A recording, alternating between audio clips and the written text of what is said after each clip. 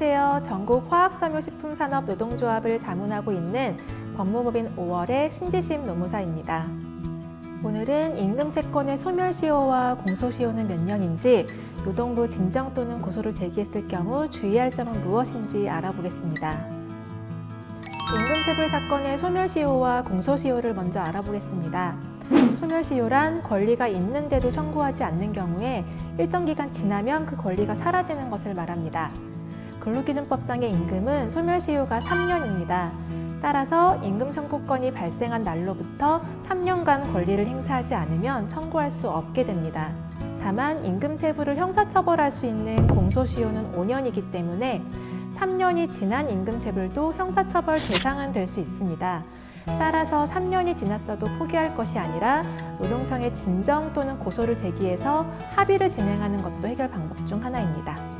소멸시효 3년이 지났는지를 확인하려면 우선 소멸시효 계산의 기준이 되는 날이 언제인지를 알아야 합니다.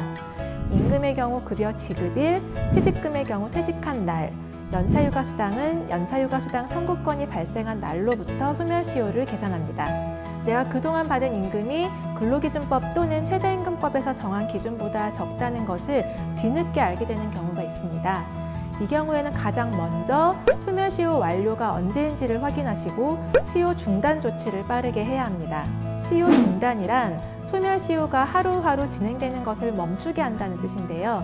가장 손쉽게 시효를 중단시키는 방법은 사용자에게 임금을 지급해달라고 요구하는 것입니다. 이걸 법률 용어로 최고라고 하고요.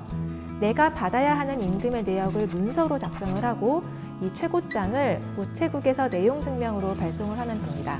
이때 최고장을 보내고 나서 6개월 이내에 민사소송이나 가압류 등을 하지 않으면 시효 중단 효력이 없어지게 됩니다. 그러므로 최고장을 보내고 나서 마냥 안심하고 있으면 안 되고요. 법률구조공단 등을 통해서 민사소송을 바로 진행하는 것이 필요합니다. 다음으로 임금체불로 진정이나 고소를 하면서 많이 질문하시는 내용을 알아보겠습니다. 먼저 사업주의 인적사항을 전혀 모르는 경우에는 어떻게 할까요? 진정서를 접수하면 노동부에서 사업주에게 출석통지서를 보내기 때문에 사업주가 우편물을 받아볼 수 있는 주소지를 진정서에 기입해야 합니다. 만약 사업주의 주소지를 모르면 연락처라도 기입을 해서 사업주가 출석할 수 있도록 해야 합니다. 노동부 절차에서도 사업주가 임금을 지급하지 않으면 어떻게 될까요? 노동부 진정이나 고소는 법을 위반한 사용자를 처벌하는 형사 절차이기 때문에 사업주가 체불임금을 지급하지 않고 벌금만 내고 버티려고 하는 경우에는 결국에는 민사소송을 진행해야 합니다. 하지만 노동부 조사 결과를 통해 임금체불이 이미 증명되기 때문에 보다 간편하고 빠르게 민사소송을 진행할 수 있습니다.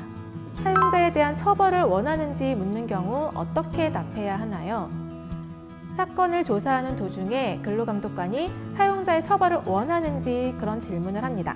임금체불은 반의사 불벌죄에 해당하는데요. 피해자가 가해자의 처벌을 원하지 않으면 형사상 죄를 묻지 않는다는 뜻입니다.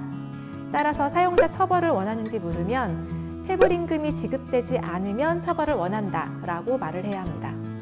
합의할 때 주의할 점은 무엇인가요? 합의란 사용자로부터 합의금을 받고 사건을 취하하는 것을 말합니다. 사건을 끝까지 진행하지 않고 빠르게 끝내고 싶을 때 선택할 수 있는 방법입니다. 이때 사건 취하를 먼저 해야만 합의금을 지급한다라고 하는 경우가 있는데요. 취하를 먼저 해버리면 나중에 합의금을 지급하지 않더라도 노동부에 다시 진정하는 것이 어려울 수 있습니다. 그렇기 때문에 돈을 먼저 지급받은 후에 취하를 해야 합니다. 그리고 합의금이 터무니없이 적게 제시되는 경우가 있는데요. 합의가 되지 않는다면 사용자도 민사소송 비용, 이자 등을 추가로 감수해야 되는 것들이 있기 때문에 너무 적은 금액으로 합의할 필요는 없습니다. 최근 근로기준법 개정으로 2021년 11월 19일부터는 사용자는 임금명세서를 반드시 서면으로 교부해야 할 의무가 생겼습니다. 그동안 소규모 사업장의 경우에는 체불임금을 증명할 자료 자체가 부족했던 것이 이제 어느 정도 해결 가능하게 된 것입니다. 권리를 찾는 과정은 험난하지만 험난해도 포기하지 않는 사람이 있기에 세상은 조금씩 더 나은 방향으로 바뀝니다. 지금 권리를 찾기 위한 싸움을 하고 계시다면 지치지 않고 꼭 승리하시길 빕니다.